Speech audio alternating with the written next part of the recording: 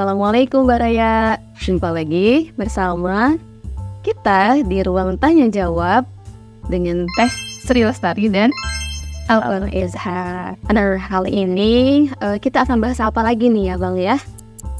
Kita akan bahas isu yang sedang trending juga ya. Tentunya isu terdekat yang insya Allah kita akan menyelenggarakan Pesta Demokrasi kembali tanggal 27 November 2024, yaitu tentang pilkada. Nah, kita akan tanya nih, kan kalau di Jawa Barat juga sedang pilkada nih ya, dan kebetulan kita juga berada di Jawa Barat nih. Nah, sebetulnya kalau menurut Islam, lagi-lagi menurut Islam ya, karena kan kita sebagai Muslim nih, kriteria seperti apa sih pemimpin yang diharapkan oleh Islam, terutama untuk memimpin Jabar gitu ya, dan itu secara khususnya dan secara umumnya yang memimpin semua gitu ya. Seperti itu, bagaimana Bang? Iya, ini masalah pilkada ini kan masalah kita menentukan siapa pemimpin kita di wilayahnya masing-masing ya. Ada kabupaten, ada kota, kemudian juga ada provinsi. Iya betul.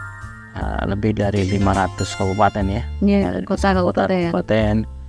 Kemudian ada 38 provinsi. Iya, kecuali Jogja ya. Kecuali Jogja. Nah, terutama kita warga Jawa Barat nih. Laras semua. Ya, mayoritasnya adalah orang Sunda juga, mungkin Jawa Barat juga mayoritasnya adalah umat Islam ya. Iya, betul. Di antara yang paling banyaknya dan tentunya kita akan melihat dari kacamata Islam itu sendiri kan. Iya, betul. Karena ulil amri ini memiliki peranan yang sangat penting sekali. Karena dia yang akan mengatur seluruh aspek kehidupan kita. Betul. Kalau kita misalnya bicara, ya misalnya kita tidak peduli dengan politik, misalnya, kan ada yang mengatakan seperti saya orang-orang yang apatis terhadap politik, atau mereka yang memilih udah golput lah gitu kan misalnya. Karena sampai seperti itu, karena kenapa? Karena seluruh partisipasi kita itu semuanya berarti. Ya, jadi satu suara pun itu berarti, dan semua orang nih mau kaya mau miskin, mau punya jabatan nggak punya jabatan, presiden mau rakyat biasa, semuanya satu, suaranya cuma satu gitu. Iya betul. Juga bahwa semua kehidupan kita ini ternyata berkaitan dengan politik gitu ya. Iya, nggak bisa lepas ya.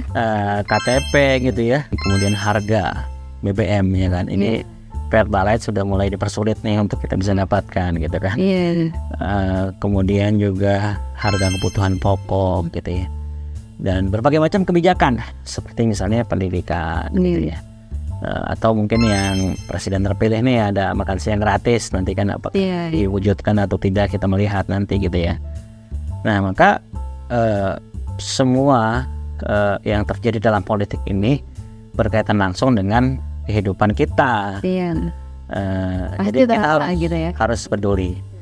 Dan dalam Islam sendiri ya, dalam surat An-Nisa ya ayyuhalladzina amanu atiullaha wa atiur rasul wa ulil amri minkum.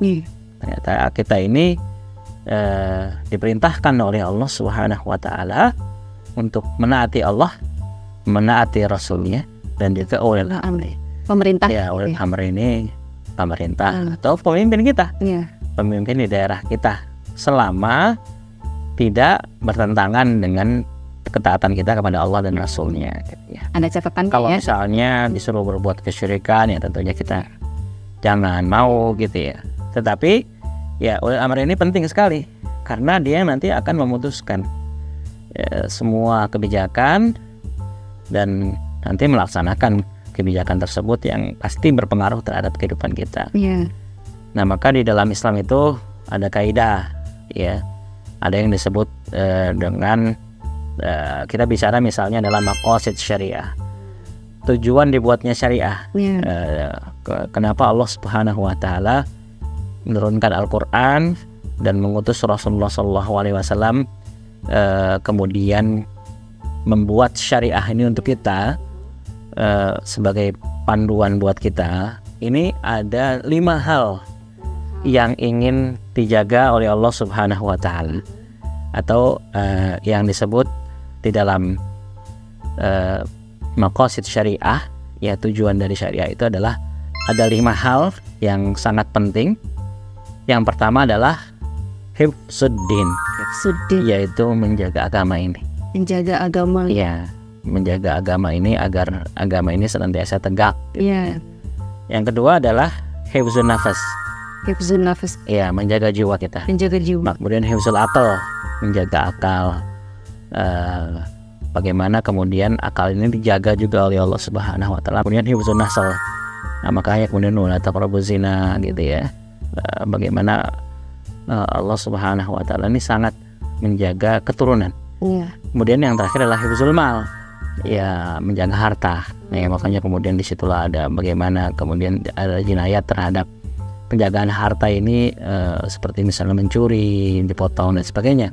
Nah, ini bagian dari syariah. Nah, maka ada yang menjadi maqasid syariah itulah kenapa kemudian syariat ini diturunkan oleh Allah Subhanahu wa taala. Nah, berkaitan dengan politik yang tentunya Islam itu nizamun syamil mutakamil. Islam ini adalah agama yang sempurna dan menyeluruh, mengatur seluruh aspek kehidupan. Bahkan Rasulullah SAW yang juga seorang nabi, beliau juga adalah sebagai seorang pemimpin negara. Dan adanya siasah yang dilakukan oleh Rasulullah tujuannya adalah untuk bisa mendapatkan kekuasaan. Nah, karena dengan kekuasaannya itulah 5 hal itu bisa dijaga. Iya, betul. Iya kan? Iya. Ketika misalnya periode Mekah, kita melihat ke periode Mekah, bagaimana kemudian akhirnya Rasulullah tidak bisa melakukan penjagaan terhadap 5 hal itu. Misalnya yang menjadi syahidah pertama dalam Islam, yaitu Sumayyah misalnya, yang dibunuh oleh kaum kufar Quraisy. Dan juga Yasir, suaminya, keduanya dibunuh. Ya, karena memang tidak berdaya, karena tidak memiliki kekuasaan. Sehingga Ammar bin Yasir pun harus berpura-pura dalam kata-katanya itu seolah-olah dia sudah muslim, tapi kemudian dipaksa untuk bersumpah atas nama Lata dan Uzza dan sebagainya lah. Sehingga mengadukan itu ke Rasulullah dan Rasulullah memaafkan. Gitu ya. Nah, inilah kemudian hifzuddinnya juga nggak terjaga kan. Iya, betul. Bagaimana kemudian Bilal dan Rabah juga siksaan yang luar biasa. Nah, ini semuanya kelima hal ini tanpa adanya kekuasaan ini nggak bisa. Iya, betul. Nggak bisa kita jaga gitu. Nah, makanya kemudian pentinglah kita memilih. Yang pertama adalah tentunya orang yang beriman kepada Allah Subhanahu. Iya, betul. Semakin dia beriman, apalagi dia juga memahami syariah, apalagi dia memahami Al-Quran dengan baik, ya memahami agama ini dengan baik, tentunya ya tadi dia akan bisa, kelima hal ini pasti akan menjadi tujuan utamanya dia. Dia betul-betul menjaga semuanya gitu ya. Misalnya hifzul akal, bagaimana pendidikan, memajukan pendidikan gitu ya. Kemudian kita melihat bagaimana pemimpin tentunya idealnya adalah pemimpin yang terbaik, yang dia muslim, yang dia orang beriman, yang dia punya track record yang bagus. Track record yang bagus selama ini amanah, selama ini jujur, ya selama ini menjalankan amanahnya dengan baik. Maka penting bagi kita untuk kemudian melihat track record. Nah, karena ya sekalian nih, ini harus kemudian jangan apatis, jangan kemudian kita pemaham kewen gitu kan misalnya. Jangan gitu ya. Iya, jangan. Kita harus belajar dulu gitu ya. Kita apalagi sebagai generasi muda nih. Iya, melek politik ya. Perubahan gitu ya. Kita lihat profilnya seperti apa gitu ya. Gagasannya seperti apa. Betul. Seperti apa. Ya, tentunya tadi kalau kita melihat ini menjadikan waliul amr ini tentunya orang yang paham tentang agama ini. Iya, yang paling penting itu yang paham agama ya. Penjagaan itu. Iya, bisa menjaga paham. Nah, maka pilihlah pemimpin di antara keempat itu ya. Ada 4 kandidat. Ada 4, betul. Nah, itu silakan pilih. Kalau saya, kalau Pak Raya misalnya tanya saya juga yang kebetulan memang juga KTP-nya Sukabumi gitu ya. Jadi apa yang mana nih Abang? Kebetulan yang betul-betul kenal betul. Karena memang kebetulan memang sejak kecil itu tetangga gitu ya. Tetangga. Dia tahu betul gitu ya Abang. Tahu betul bagaimana sosok beliau dari zaman kecil. Bagaimana kemudian di hari-harinya itu beliau menjadi imam qiyamul lail lah. Oh, Masya Allah. Ya, dari mabit ke mabit ya. Ketika di masjid pun juga karena suaranya juga luar biasa. Hafalan Qurannya juga banyak dan Tahu deh, bisa yang ini tahu. bagus gitu ya.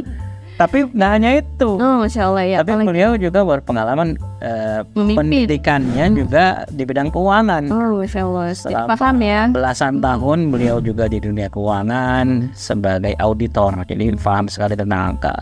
Setelah itu kemudian menjadi anggota legislatif, sementara itu juga pernah menjadi wakil wali kota Bekasi. Ya, Masya Allah, keren nih, keren. Kemudian DPRD Jawa Barat dan bahkan DPR Pusat dan bahkan pernah memimpin sebuah partai juga gitu, yang bahasaskan Islam. Nah, Baraya mungkin udah tahu lah ya yang mana, apalagi Spill. ditambah juga wakilnya nih yang luar biasa dari keturunan yang soleh, yang juga cerdas sekali, terkenal dengan kecerdasannya dan menurun juga ke anaknya ini. Nah, kombinasi ini saya lihat sih yang maslahat yang paling besar. Maslahat yang paling besarnya ada di sini nih gitu ya. Kalau Baraya mungkin barangkali nanti research lebih jauh lah gitu kan. Jangan kemudian kita nih jangan maulah dibeli dengan ya nggak seberapa lah dibandingin 5 tahun ke depan. Iya, betul. Misalnya nih kalau kita gitu kan nih, misalnya dikasih amplop gitu kan. Iya, betul. Ya nggak seberapa ya, paling 1-2 hari juga habis gitu. Iya, betul. Sementara nanti ada satu kebijakan nih, misalnya kalau kita lihat misalnya mengacu ke belakang, misalnya salah satu Ulul Amri yang cukup ideal waktu itu zaman Kang Aher ya. Iya, betul. Nah itu luar biasa sekali ya, ada puluhan ribu kelas yang dibangun, SMA gratis, ada rawat inap, puskesmas, banyak sekali yang kemudian di situ kebaikan-kebaikan, maslahat-maslahat buat masyarakat Jawa Barat. Dan ini juga mau program-programnya akan dilanjutkan oleh siapa pasangannya namanya? Asik. Ahmad Syaihu dan juga Ilham Habib. Semoga Allah mudahkan ya. Menurut abang ya inilah yang saat ini mungkin yang terbaik lah untuk Jawa Barat. Dan insya Allah dengan beliau jika diamanahkan nanti, saya pun percaya karena melihat track recordnya, insya Allah akan memajukan Jawa Barat semua kita, memberikan maslahat buat umat, memberikan maslahat buat masyarakat Jawa Barat. Insya Allah. Ya begitu ya Baraya ya. Jadi tadi sudah sangat jelas kenapa kita harus berkontribusi atau ikut pemilihan, karena dengan kita mengikuti pemilihan kita tadi akan sama saja menjaga gitu ya 5 hal tadi syariat. Dan tentu saja kita juga harus memilih pemimpin yang terbaik di antara yang baik-baik. Dan pemimpin yang terbaik salah satu adalah yang beriman. Ya, yang lurus agamanya juga tadi. Kalau abang ini mah tetangga gitu ya. Jadi jangan lupa. Ya. Ya demikian Baraya, insya Allah di lain kesempatan kita akan berbincang kembali, tanya jawab lagi di ruang tanya jawab bersama Tesri dan Abang Izhar. Demikian, terima kasih. Assalamualaikum. Assalamualaikum.